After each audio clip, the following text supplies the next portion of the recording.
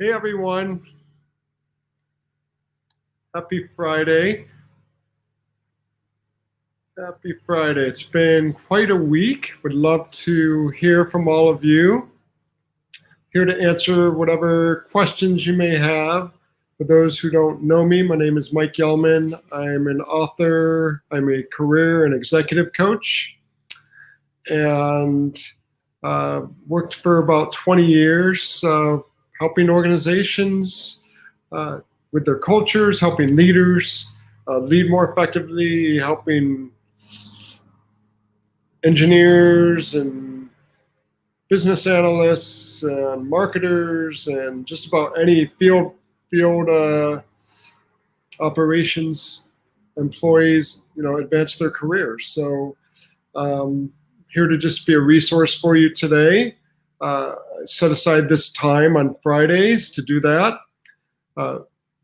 Last Friday, I did an interview, and I'll be doing some more on Fridays as well. So let me know what you'd like to hear. And it's just a place for us to discuss kind of what's going on. COVID-19, what's going on, wildfires. We can talk about those a little bit. But how does all this relate to the challenges you're experiencing, right? As our work life and our personal lives are blurred more than ever now, that so many of us are working from home and remote, and it can be a challenge. It can be a challenge. So while we're waiting for anyone that I would like to join, wasn't able to get the announcement out earlier today or yesterday, but if you're watching the replay on this, feel free to post a question. And just talking with the colleagues, so what are some of the themes that are coming up? And I think of the leaders that I'm coaching. I have about 20 clients I'm coaching right now, kind of a mix between different leaders that are at the director level mostly, and a lot of engineers. And the challenges that most are experiencing right now, well, that have come up for many of the leaders in the group, among those that I'm coaching, are feeling a sense of loss over not being able to connect with their people in person, kind of the water cooler stuff. They're like, Mike, that's my strength, it's just being able to chat people up informally, and there's a way to keep them engaged and keep tabs with what kind of progress we're making on the different projects we have. And now it's very difficult to do that remotely. And particularly for many of these clients, because many of them work in global organizations. And so that makes it harder too when you have people working in different countries or different parts of the country, and trying to get a sense of connection, because we're not flying out to see people anymore,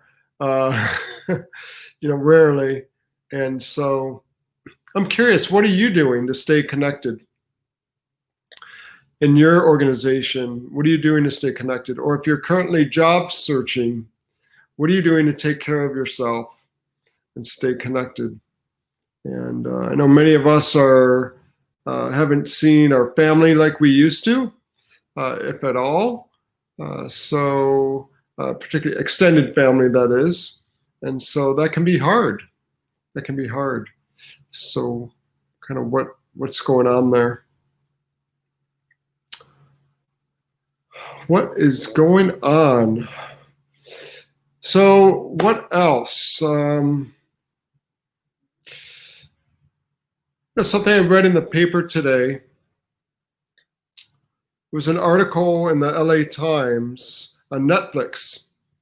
And what's interesting is Netflix, Reed Hastings is the co-CEO, co-founder, co-CEO. He was talking about how they have a radically transparent culture at Netflix, which is what it's allowed it to grow. And I'm curious what your experience has been with giving and receiving feedback, right?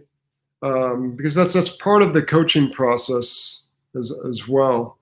And one of the things that he mentioned is that 20 years ago, he tried to sell Netflix to Blockbuster Video.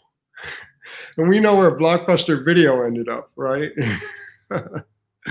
At that time, Netflix had DVDs, right? They didn't have anything streaming over the screens.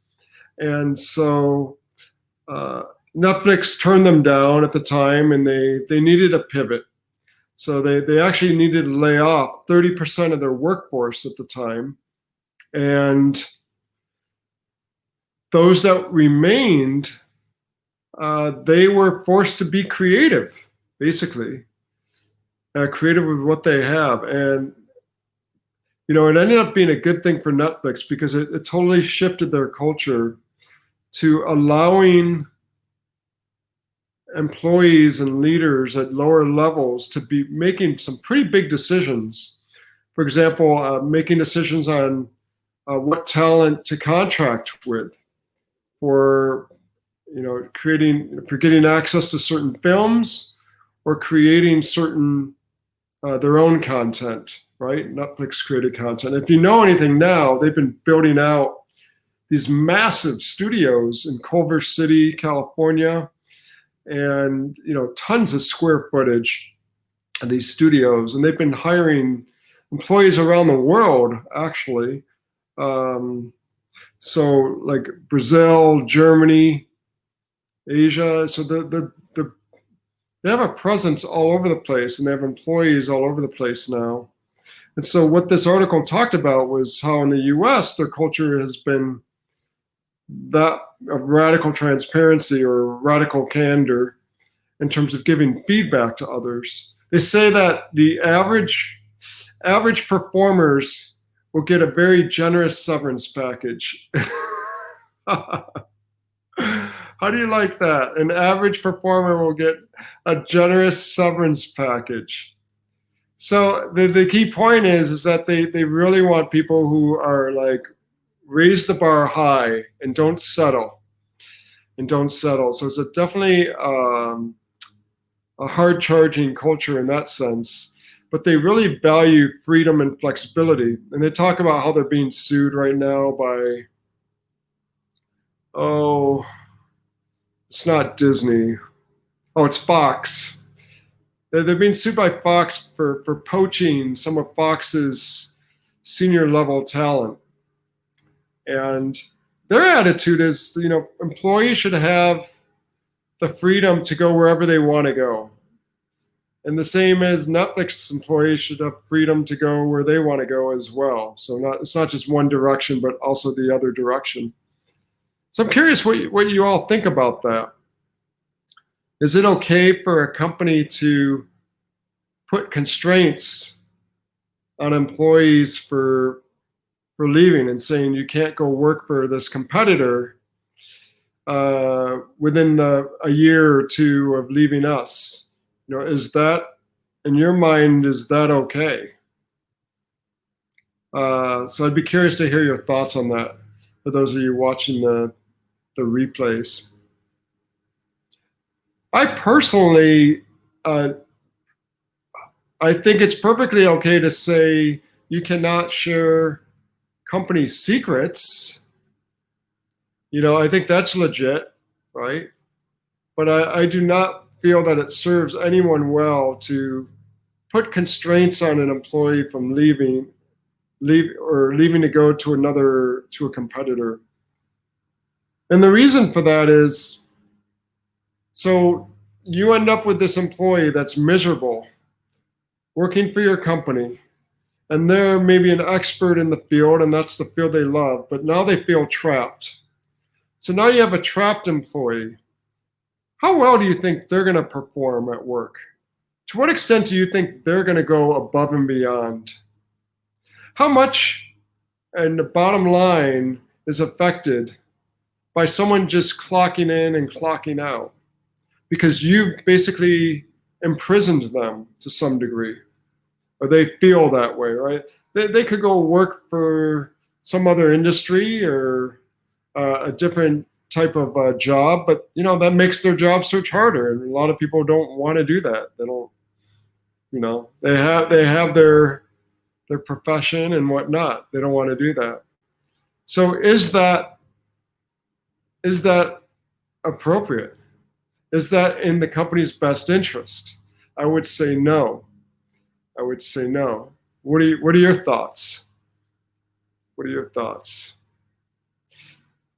So the article continues, where Reed Hastings is talking about the freedom and flexibility, and now they need, which has been led to their success.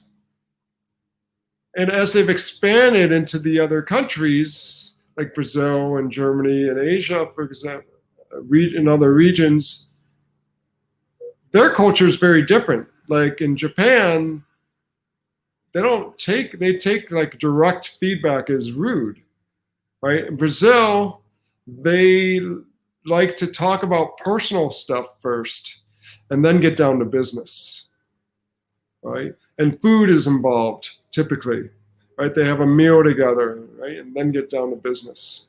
So Netflix has needed to adapt, because if they just try to impose their American style culture on their offices in these other countries, it's going to be hard to attract a talented workforce, because that's not the norm there, and that's not what's accepted. And so, all of this is described in a new book that Reed Hastings just published. It came out today. He co-authored it, and I'm spacing out on the name all of a sudden.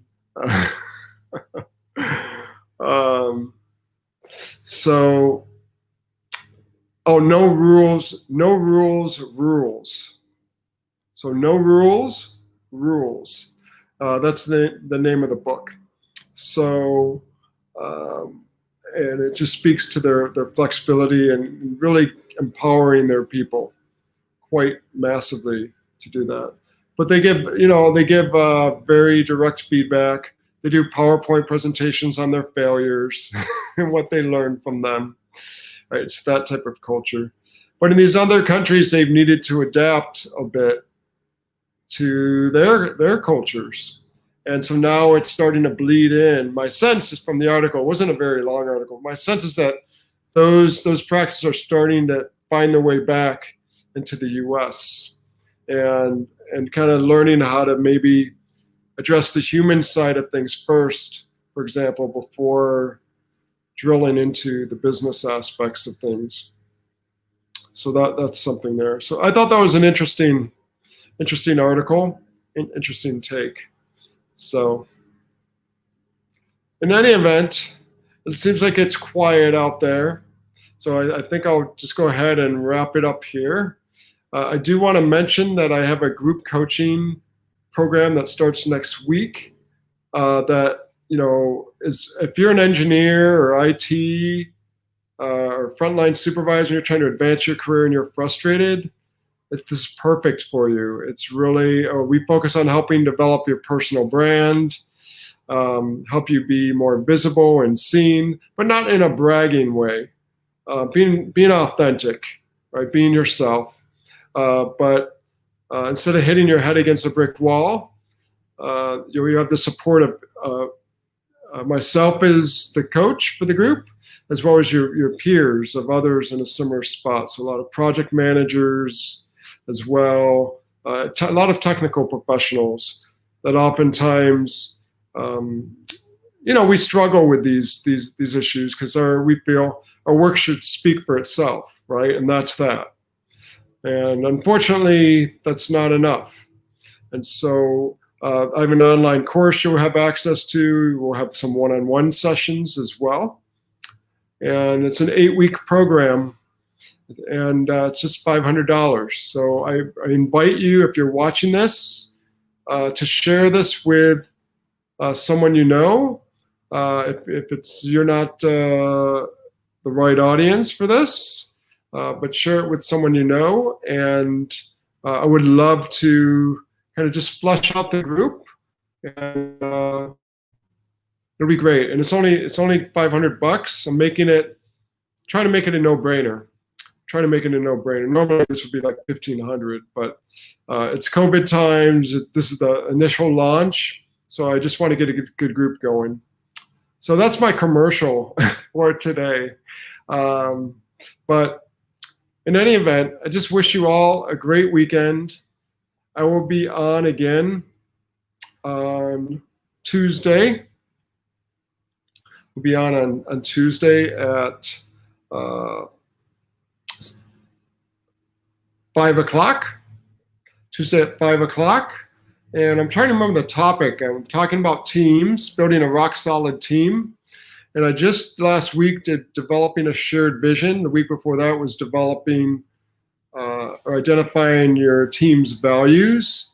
Before that was developing team norms, right? And so this upcoming week, what is the topic? This upcoming week, I think it's like building on your team strengths or something like that. Check out the announcement, and make sure to follow me if you're not already on my Facebook business page, which is facebook.com/high five coaching. 5 is spelled out FIVE, like you see in the upper right hand corner of the screen. High Five Coaching. So that's what I've got for today. And if you have any questions or whatnot, feel free to ask them. Post it below this broadcast, and I'll be happy to respond. All right, take care. Bye-bye.